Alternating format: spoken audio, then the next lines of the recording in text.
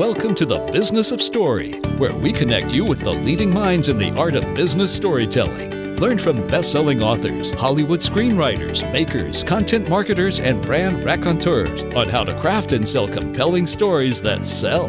The Business of Story is brought to you by Oracle Marketing Cloud, helping businesses use the latest marketing technologies to tell their stories and connect with their customers.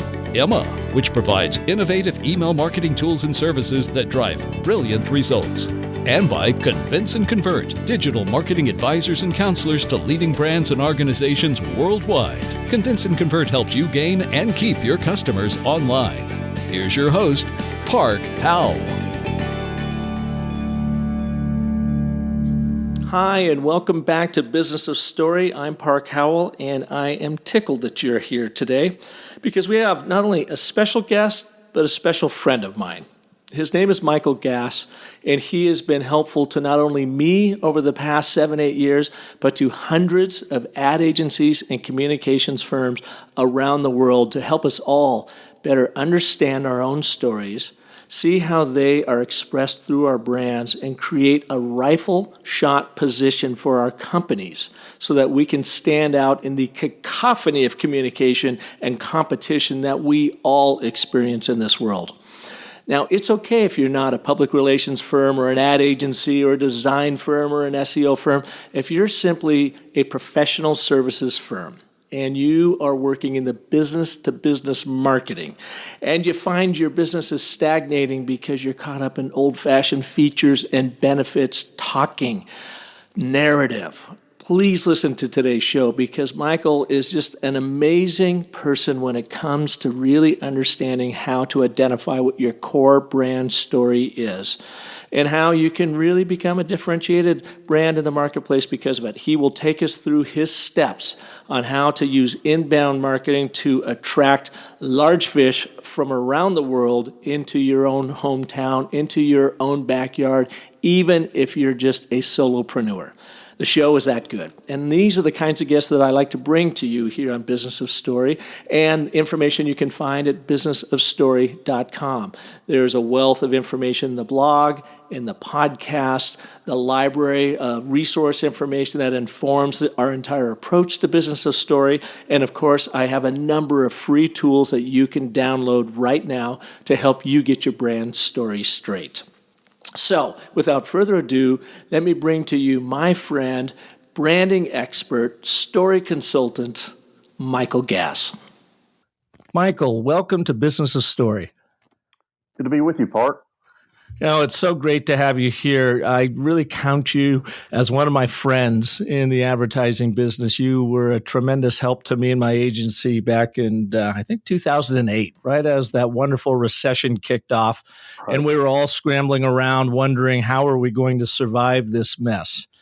And at that point, you had started a fairly new consulting practice helping agencies really understand what their story is and primarily focused on understanding their position in the marketplace, a rifle shot position in the marketplace, and how to use that in their inbound marketing efforts to bring traffic, bring customers in. Why don't you give us a little bit of background about how you got there? Because you've been selling in the ad world for quite some time. Yes, this is my 9th year to have my own consultancy. And, my timing was perfect just before the greatest economic downturn since the Great Depression. And I'd only worked in 2 markets my whole ad career. Most of that had been spent in business development, and I decided to go out on my own. Having just worked in 2 markets, I had zero awareness. And it was like, how am I going to get the word out?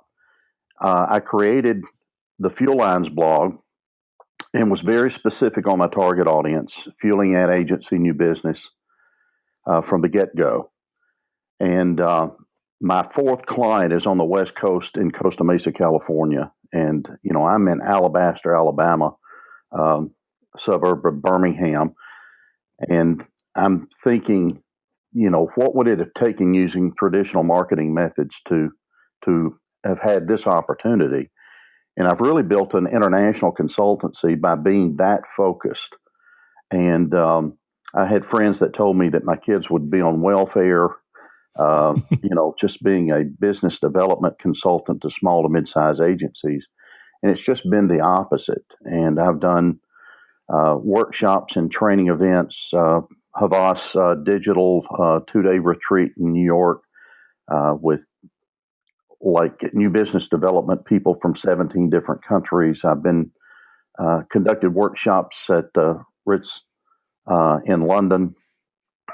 It's just absolutely incredible. And then we did the conference last year in Nashville and exceeded our attendance goal. And all of it was done through social media and having this kind of a focus. Well, give us a little bit of your backstory, because you have been selling, advertising services for quite a while in your life, and let us know what market you worked in and how have you seen that whole sales funnel change from what you used to do in the cold calling ways to inbound marketing, and the importance of really understanding your story in that process. My epiphany came when I saw a CMO Council study that said 80% of the decision makers found their vendor, not the other way around.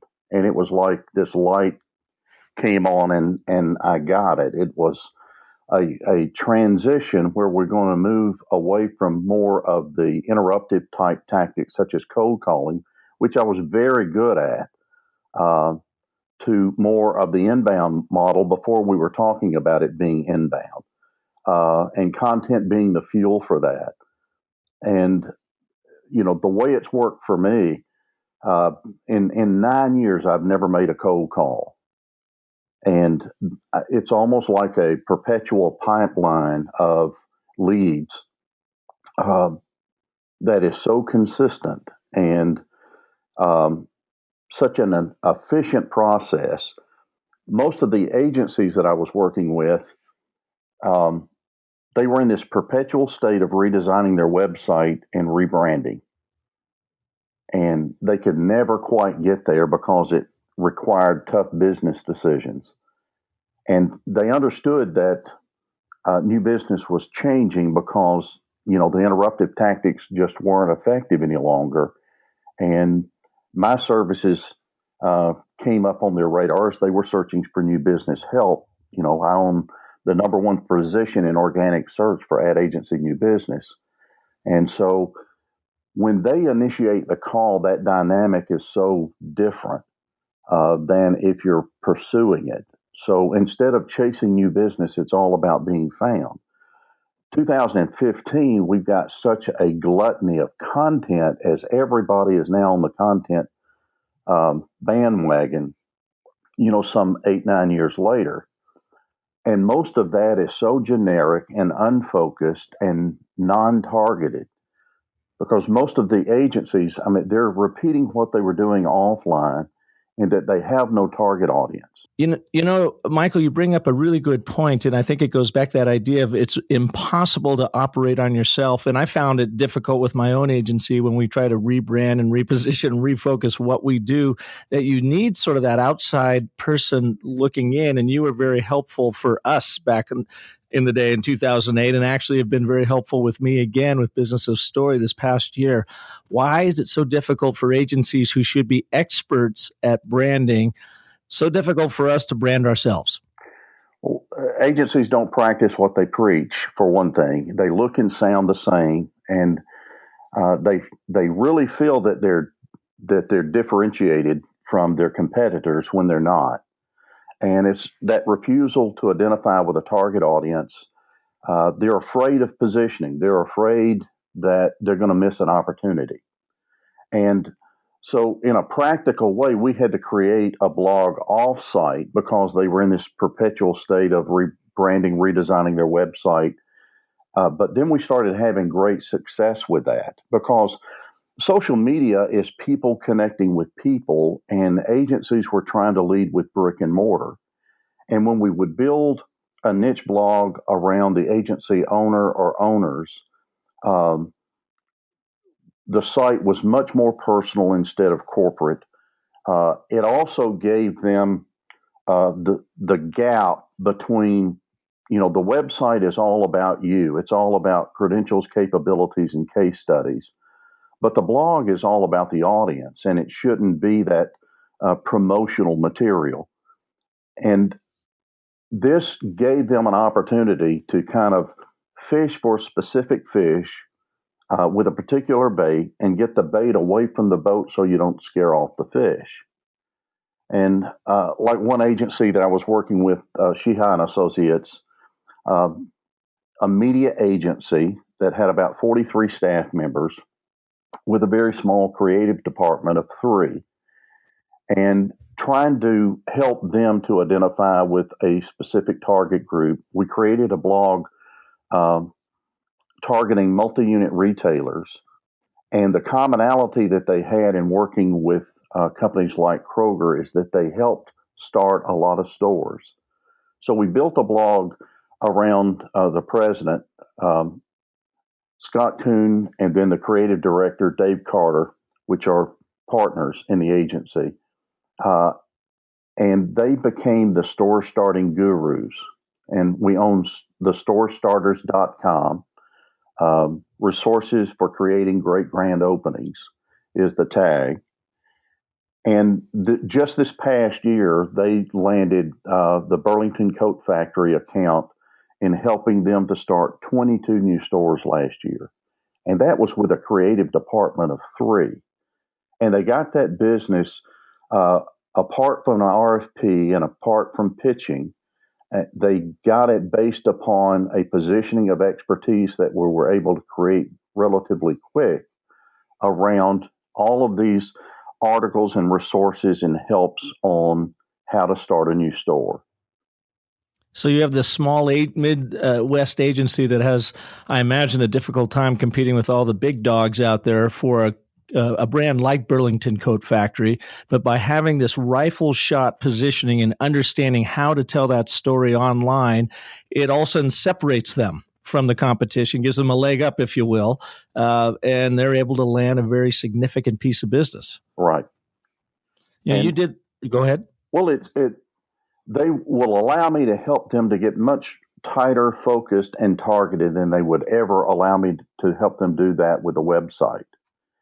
And then when I do these workshops with agencies to create this positioning, most of the day is spent, on the tactics and the tools that we're going to be using and giving them a good overview so that we're on the same page. And I've reserved the last 2.5 hours of the workshop purposefully to just devote to the positioning. And we've done well over 200 of these, and it's amazing. We've never failed to get where they needed to be. Because most agencies know where they need to be. They just need a way to do it without the risk. And by having it offsite, it just minimizes the risk. And it's not that they have to be all in. Mm-hmm. And so it's a way that they'll let me get them just so much tighter focused around a very specific target. A target that is so clear you could go to a list broker and purchase a list. Mm-hmm. And then most of the time, agencies are really pressing, trying to be as broad as they can be. And through the way we do this exercise, it allows me to get them much tighter focused than they ever dreamed would be possible. One of your other clients, one of your early clients is Stephanie Holland. And I think you did an amazing job. And in fact, it was her rebranding and her focus that really drew my attention to you because it just blew me away. Why don't you talk a little bit about what you did with Stephanie and the brand that she has that's now landed her and her little agency on NPR and some other major networks about discuss being an expert in her brand category. Yeah, Stephanie was the very first client, Holland & Holland, a small agency. At the time, I think about 10 or 12 staff members, very small. Most of their business in the 25 years of their existence had been right here in central Alabama. And I'm sitting around the table with their group and asking them how they're different from everybody else in town. And they said, we've got great creative. If I've heard that once, I've heard it 1,000 times. Yeah, that's just the price of entry. It's like going to Barrows Neurological Center and they say, we have the smartest brain surgeons around. Well, smarts and brain surgery go hand in hand. So just like creativity in the ad world. Right. And I tell them, great creative is not a point of differentiation. It's an expectation. And, then they said, well, we're strategic, like nobody else in Birmingham was. And then they said, well, we're fun to work with. And I said, come on, guys, I'm a company in the Midwest, and you're telling me that I'm going to fly over hundreds of other agencies that look and sound just like you to do business with you here in Birmingham. You've got to give me a reason, and companies a reason to want to do business outside of your market, and so beyond just your personal networks. And then in our discussions, Stephanie Holland, who is the president, is also the creative director. And I asked, how many other female creative directors are there in Birmingham? And nobody could come up with a single one. And so we did a little bit of research, and I was shocked to discover that 97% of all creative directors in the U.S. were male and only 3% female. Hmm. Then we learned that like 85% of all brand purchases are made by women. They bought more product from Home Depot and Lowe's than men. They bought more consumer electronics from places like Radio Shack than men.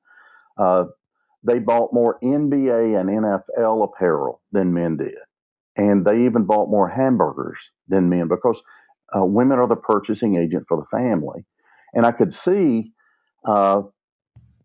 Stephanie pitching against almost any agency, any of her competitors, and positioning them as the good old boy network. And hey, you're probably missing your primary target.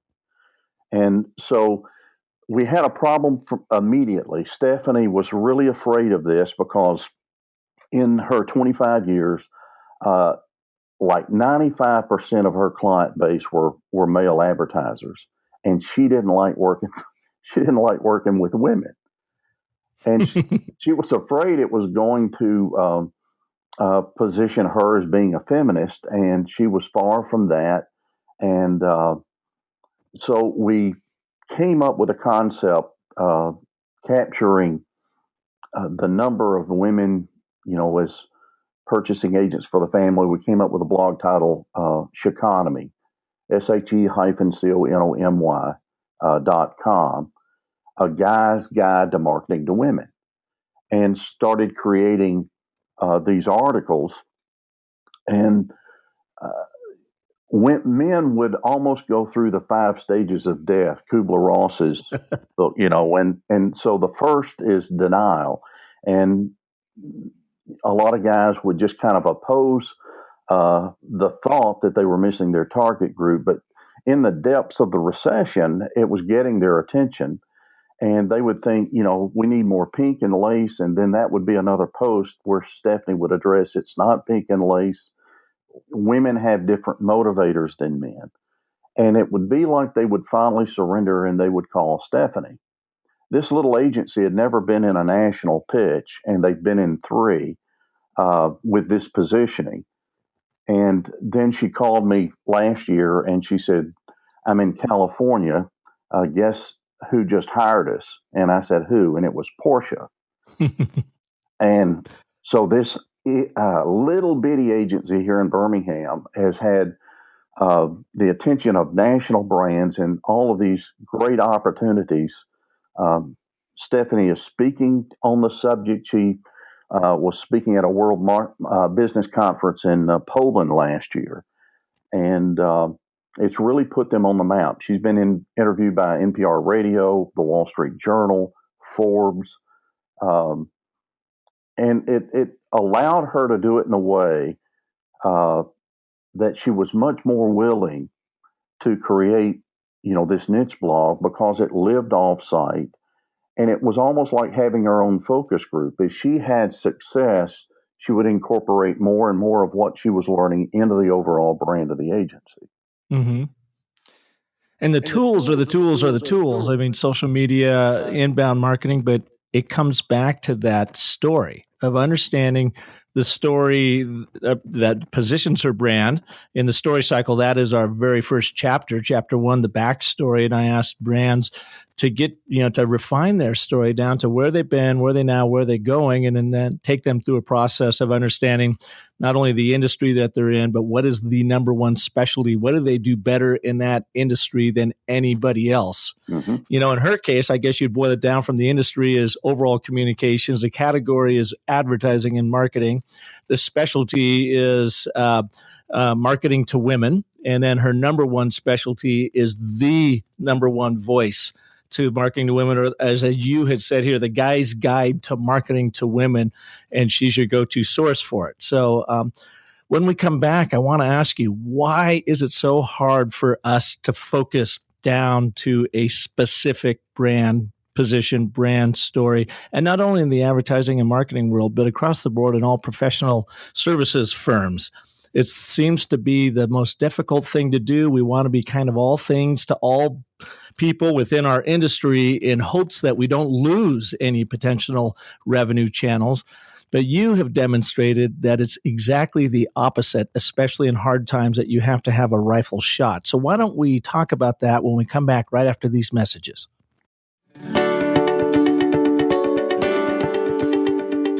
Hey, I've got a question for you. What's the best call to action button color on your website? Yeah, you probably didn't see that one coming, did you? Well, what's the best shape and sizes of your CTA buttons? And what copy gets more clicks? These questions have interrupted my sleep patterns for weeks now, until I downloaded a helpful new email marketing guide from Emma called Why We Click: The Psychology Behind a Great Call to Action. You'll learn how applying just a little bit of brain science can transform your CTA buttons into small but mighty conversion powerhouses. It covers the button color, copy, and placement that helps skyrocket click rates. Check it out at myemma.com/click.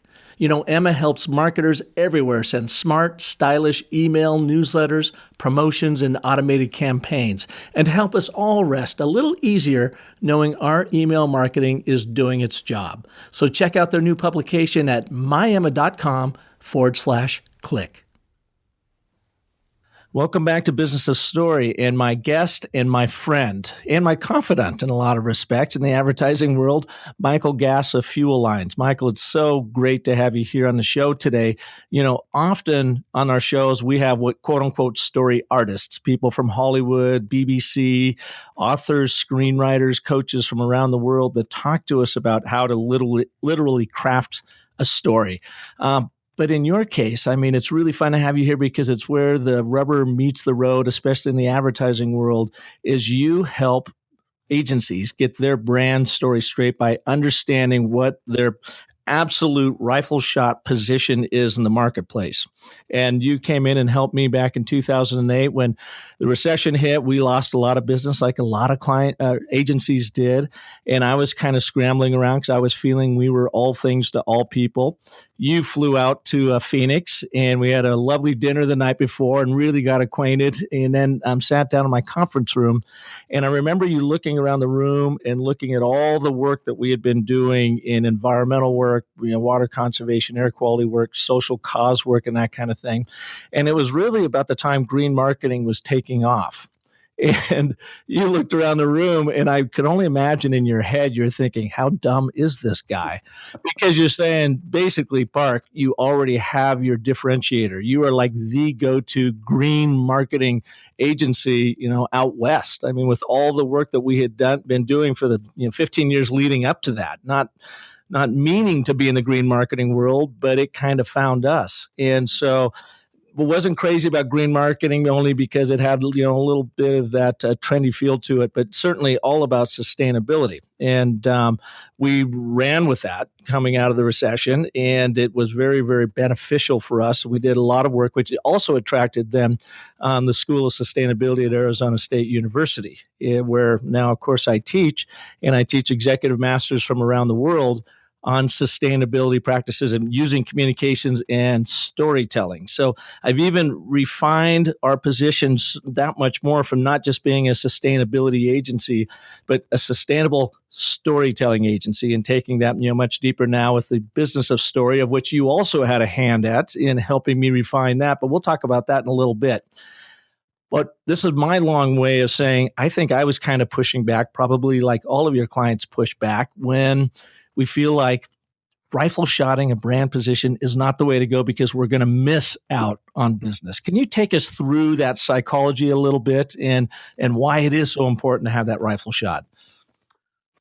Well, you want to be able to develop business outside of your market. And most of the business is, if we're not differentiated, it's just through the personal networks that we establish. And when you say outside your market, you mean your geographic market. Right. So I want to build business outside of Arizona. Right. Yeah. So you've got to give those type clients the reason to want to do business with you. And what they're looking for is expertise, and a deep expertise, usually within their category.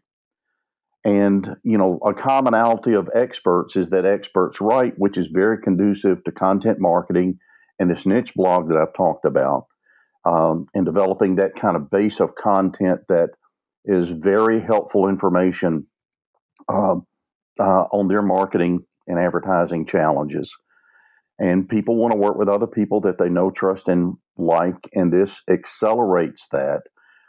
In 9 years, I cannot think of one bad experience with a client, and it's because this is its own self-vetting tool. Chemistry is very important to business development, and this unleashes that chemistry, and not everybody likes you. Is that because of the commonality that you have this deep expertise that someone's looking for, and so they feel like, firing of the mirror neurons, that we have a commonality here because you focus specifically on this? Right. And, then there's the likability factor. And if it's not there, a lot of times they're not even going to call, which is a good thing because, not wasting time on the wrong client, prospective client is really a good way to minimize the expense of your energies, and to have only those who really get you. And most agency owners, they are a reflection of their agency brand. I mean, it's their vision, their culture that they've developed, their values, all of that rolled into it, and so putting them as the face is a good kind of testability of the chemistry, of whether it's right or wrong. And, if it's the right fit, it leads to those kind of engagements. So how does this work across other professional services firms? I mean, you're an expert in the ad agency world. How can, say, an accounting firm, a law firm, maybe a software developer work with these same principles? Well, I've even had SEO agencies. One agency in Boston, in particular, that was having problem. They had been around since 1998, in the infancy of search, and they're saying we've got to differentiate because everybody else. I mean, there's just too much competition out there. I have the same coming from digital agencies and social media agencies. This works on the other side of the fence as far as professional service firms like accounting. I've got one agency owner whose wife has her own consultancy and went through this process of differentiating herself from her competitors doing this very thing. It works for those law firms, and just about anything in this professional service side. This approach works extremely well. And do you get the same pushback from them as you do ad agencies that ought to know better about being too focused? Yeah, most of the time I'm going to limit it to advertising, digital media, and PR firms, and then pass on to others, anybody outside of that sphere. Mm-hmm. And that helps me keep, my processes organized and focused, and my writing focused. And so, I normally don't take on those responsibilities, but I've got connections with others that I'll refer them to. Now, I was at your conference. You had an amazing agency conference in Nashville, and was it late October, early November? Early October. And you had 100 plus people / agencies in the room. And thank you again for inviting me to talk at that. I had a great time. I remember the looks on people's faces for over the 2-day event, and I'm going around meeting lots of people, and I can only write them up as like two versions. There's like the really ecstatic looking people that were excited about life and what was ahead of them. And then there was the bulk of the audience that I almost got like the sense of more dread and, oh my God, what do I do next? Mm-hmm. And when I started researching, asking the questions between the two of them, what I found were the ones that were ecstatic about what they're doing were doing one of two things. Either it was an agency, large or small, that had a really tremendous focus position and was making hay. I was thinking of one gentleman, I think he was out of South Carolina, big guy. And he was talking about duck hunting. And I think he was even wearing some camo in there, which you wouldn't expect at an agency conference. And he was smiling from ear to ear, just having a great time. And I was chatting with him. And I said, what is it? How's business for you? And he goes, it's phenomenal. And I go, why is that? And he goes, well, we do one thing and we do one thing really well. We represent manufacturers of hardwood countertops and cabinetry makers, basically. And he goes, I asked him, I said, doesn't that lead to a lot of competition among your clients? He goes, oh, no, they're all over the country, but they want an agency that understands them inside and out. I've got more business and I know what to do with, and I'm just having a blast. Now, talking literally about a rifle or a shotgun approach, in his case, it's the duck hunter. The other group in there I found were the agency principals that had separated themselves off from their agencies and were now a solopreneur or may have one or two people working for them. And they had a dead set focus on consulting. And they were busier than ever, but they were consulting in a particular area. And I would say, Michael, my guess was that was maybe 10% of the audience. 90% of that audience were agencies that were trying to find themselves and trying to figure out what to do next. So that really imparted on me this importance of having that rifle shot brand. And before we take another break, I want you to tell us about the work you did with Jeff Fromm and what he's doing in the millennial marketing world, because of all the speakers you had there over those 2 days, he's the one that really impressed me the most about the importance of having that brand story that really resonated. Jeff brought me in. His father founded the Barkley Agency in Kansas City, and it's the largest employee-owned agency in the U.S., over 330 staff members. And they had just lost the Sonic account, which had been their cornerstone account for many years. And we created an initial blog for quick service restaurants. And there, instead of agency owners, the most vested people in the agency were many of the executive vice presidents, and we created a niche blog around two of those for quick service restaurants. We had great success with that. They were able to replace the work that they lost from Sonic and actually open up and work with many more of quick service restaurants, which valued their expertise. So there wasn't that exclusivity that they could only work with one. And then we created a second blog, and it's like we're able to fish in a different pond because, the niche blog's living offsite, and we created another niche blog for CPG type companies. But we had a template that we could easily replicate, and so we established this. And then Jeff wanted, he was in charge of business development and wanted to create a third blog. And we created one around millennial marketing. And they actually own millennialmarketing.com. Jeff is the face of that. The agency invested in conducting some primary research. There was very little research on millennials back then. And Jeff said, the funny thing about this is I didn't know hardly anything about millennials other than I had three of my own. And here I am writing this content for the blog. They developed this primary research. They turned that into a conference. And Jeff started picking up speaking opportunities. This past year alone, his income was over six figures just for speaking engagements. And of course, that was that money was gone through, went through the agency.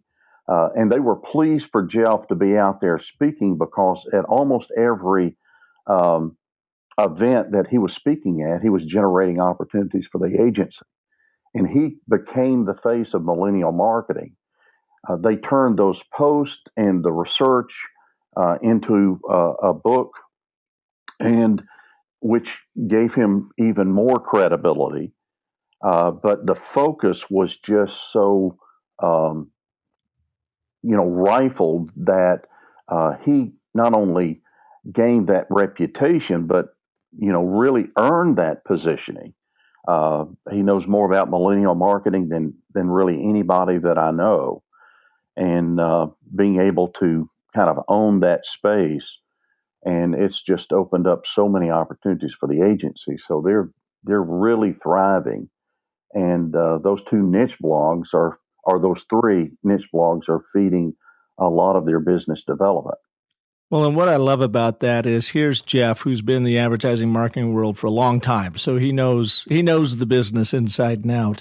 And he wants to create a new story, a new opportunity for the agency. So he creates this new possibility of, I'm going to become the national millennial marketing expert, essentially. And I know from his speech, as you said, he knew nothing, but that was the possibility he created for himself, and he lived into it by doing all the research he did. He has quite a phenomenal story. I hope to have him on the show here in a few weeks, but he has a story that he could live into, and now look at what they're doing with it. I mean, millennial marketing, I go to the website a lot for the research. I've read the book. It's really phenomenal stuff, and I think it's just another testament to the power of having a very focused brand story. And Michael, when we come back from our messages, I would like to have you share with our listeners as we wrap up the show, what are the mistakes we made, or what are the things that we can be doing right now to help hone our brand positioning story, and where to look for resources to make that happen. So let's cover that right after this. Hey, if you like what you're hearing here on Business of Story, then you are going to love Definitive, the email from Convince and Convert that many marketers say is the most useful resource around. Each day, the team at Convince and Convert picks a topic and sends you the 3 best resources ever created about that topic.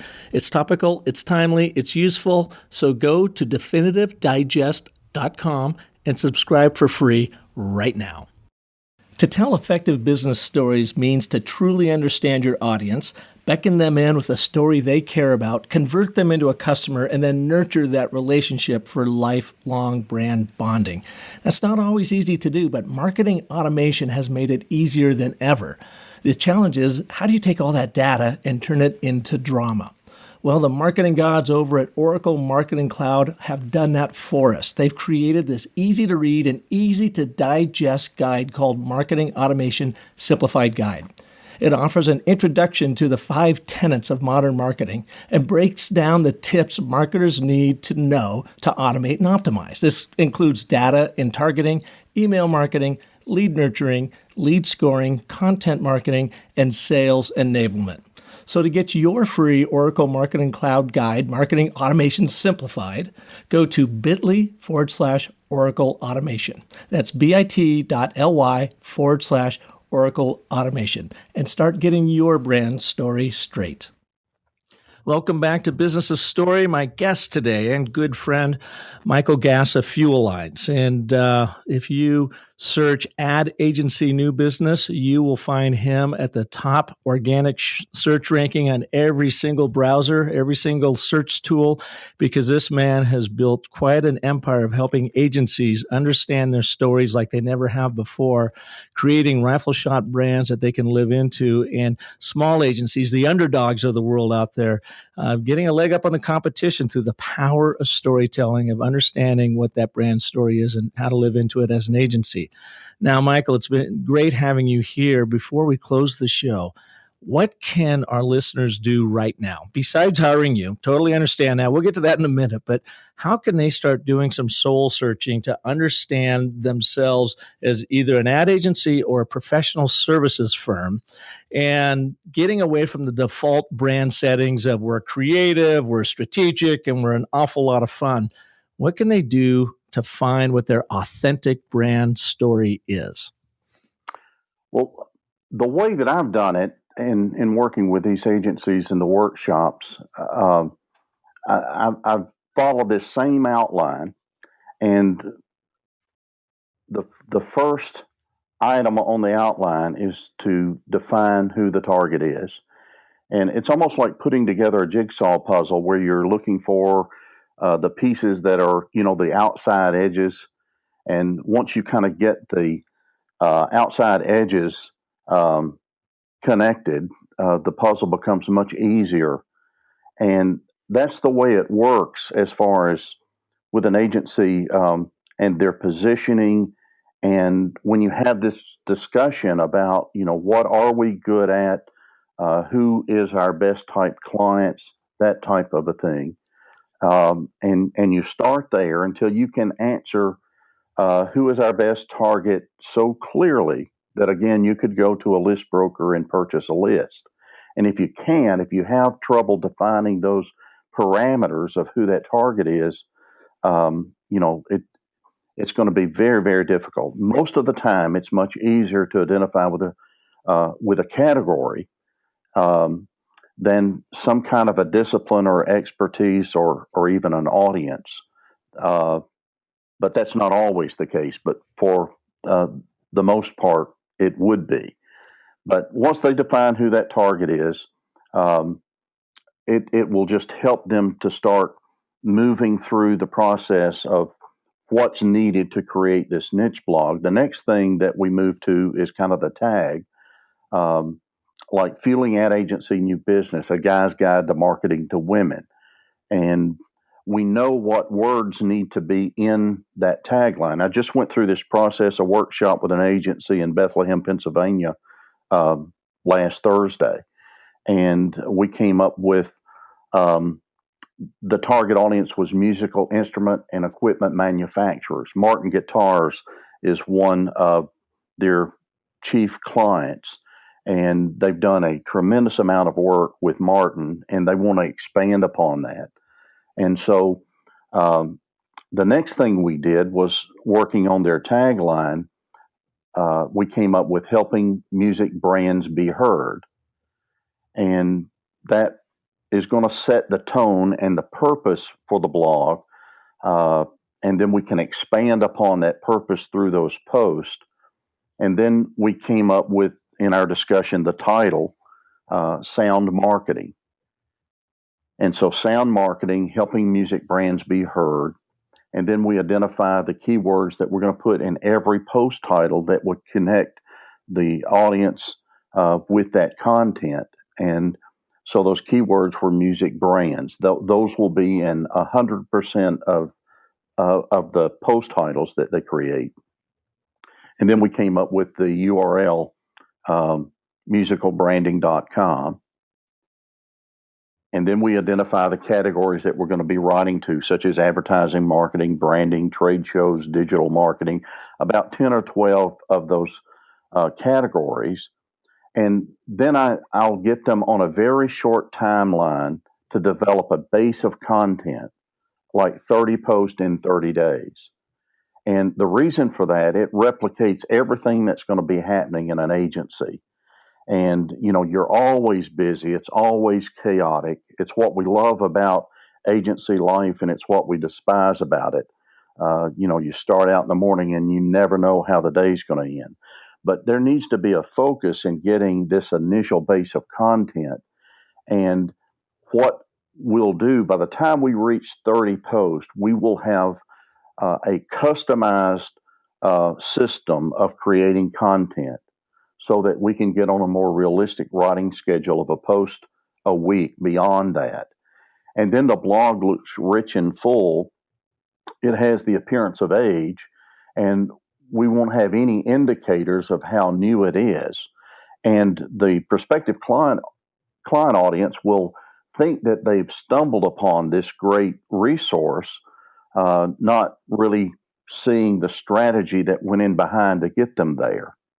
But it allows agencies to be in a position to be ready to generate leads within that 30-day period. And while they're creating content, I'm working with others to help on community development. But now we have a target audience that we can focus upon. So we develop their reading through using an RSS reader like Feedly. And like for this group, marketing musical instrument and equipment manufacturers, we know what associations they belong to. We know what events they're attending. We're able to identify other thought leaders that are online, and we could identify the competitors, which would help us to further differentiate from the competition. But everything became so crystal clear, but it was just following that outline of, who is our target, coming up with a tag, then being a little more fun and creative in generating the title, establishing the URL, creating the keywords that consistently can be used in every post, and then identifying the categories that we're going to be writing to. And through that exercise, that internal discussion, they could come away and be ready to hit the ground running and creating this niche, because again, most agencies really know where they need to be, but creatives hate positioning. They want to do the botanical gardens, they want to do the zoo, they want the fun accounts, but most of those kind of accounts aren't what pay the bills. Right. And when I was working for Lewis Communications, we ran up against that. Academic medical centers was their forte. They were in healthcare, but not just healthcare, specifically academic medical centers. And the creative staff almost threatened me, like, you bring in one more academic medical center and we're going to string you up. And it's like we had to show them that those academic medical centers sustained us through 3 major recessions without a single layoff. Academic medical centers is what pays the bills. But, we do understand your frustration. So paying the bills, it allows us to be able to play. Mm-hmm. So how do you want to play? And we created a system so that like any client could identify a nonprofit, and we would work with their nonprofit at cost. That allowed the agency, the creative juices to flow in a different way. But it also was an incentive for new business to be able to do the work on behalf of the client for a nonprofit of their choosing. We also, like the chief creative officer, his first major purchase out of college was a Mastercraft boat. He dreamed of being able to do creative work for Mastercraft, and he said, I want that account. And we went after Mastercraft, and we got it. The second most recognized boat brand in the world, the most pitiful account you could imagine. The net worth of the agency, if we had more Mastercrafts, we would have gone under. But because academic medical centers paid the bills, it allowed us that opportunity. And we did Tiffin Motorhomes, which didn't even have an agency, never worked with an agency, it pretty much worked with freelancers. But we built that brand, and they loved it because we took the creative staff to like the races in Talladega, put them in the RV section so that they could, intermingle with other RVers and get that experience, and it, just help refine their work. We took them to Auburn and Alabama games and those RVers get there a week in advance, a long tailgating period. But our creative department just loved being able to do things like that. And even a small account like March Brown, a fly rod fishing manufacturer in Boston. But we could do those kind of accounts because academic medical centers paid the bills. Yeah, so an agency can focus on one of the academic medical centers and pay the bills there, but then also do a pivot within their service offering and be able to go after these fun, sexier accounts that don't pay the bills and quite often cost you more than they're worth revenue-wise, but you do get a chance to do that portfolio work, the Addy Award-winning work, and that kind of thing. Well, Michael, I can't thank you enough for being here with the Business of Story, not only because of your expertise in the ad world, but how it plays over to the professional services world. And my last story for you is following your Fuel Lines Agency conference in Nashville. You and I had a chat, and I was telling you what I was doing with storytelling in business and the Business of Story podcast and whatever. And you started punching me in the nose. Well, who's your market? Who's your market? And I said, well, it works in sustainability. It works over here, here, here. And you said, Park, you've got to do the rifle shot just like everybody else. And so I have done that, and I've seen a tremendous increase in my inbound marketing and traffic. And it is storytelling for professional services firms. B2B marketing, I find that it is just a barren wasteland for story, as most B2B marketers still think their business is selling to businesses as opposed to people selling to people or humans selling to humans. And that's when story plays a very, very powerful role in that communication and that connection. And as we talked earlier, is matching up those mirror neurons so that you can connect with people. And that's why I just love having you on the show, because of you demonstrated every day of helping brands get their story straight. And you've helped me now in a couple different episodes of my life, chapters of my life, and I can't thank you enough. So how can more people learn about you? And are you doing another agency conference this year? We're hoping to set a date for the conference here within the week. And we already have a tentative date, but we'll be able to confirm that, and that would be exciting to do again. We just had such a good response this past year. Are you going to be back in Nashville? That's what our intentions are, is to be back in the Nashville area. And highly recommend it to any of our agency listeners out there. A really amazing event with lots of great speakers, and it helps you get your brand story straight, certainly. And where else could we send them? FuelingNewBusiness.com is my home base, my blog site, the central hub of my social media marketing strategy, and make connections with me there. And I get a lot of connections. I think over 65,000 now follow my Twitter account, and then our Fuel Lines Twitter account has some 40,000. So we've got over 100,000 followers there, and then connections through LinkedIn and Facebook, Google Plus, and even Pinterest. Well, Michael, thank you so much for being on this edition of Business of Story. My pleasure, Park. Always good to be with you.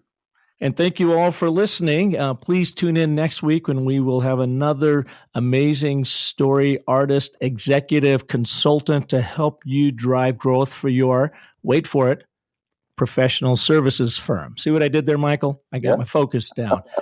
If you like what you're hearing, certainly go to iTunes and give us a rating. Let us know what you like, and let us know what you don't like. And if there's something that you would like for me to cover, feel free to email me at park@businessofstory.com. That wraps up another show. And so until next week, have a wonderful life. Thanks for tuning in to The Business of Story. Don't forget there are terrific free storytelling resources for you at thebusinessofstory.com, where you'll also find the complete show archive. The Business of Story is sponsored by Oracle Marketing Cloud, Emma, and by Convince and Convert, and is produced by Convince and Convert Media. Find more great shows like The Business of Story at marketingpodcasts.com, the first search engine for marketing podcasts. Podcast imaging by AudioBag.com.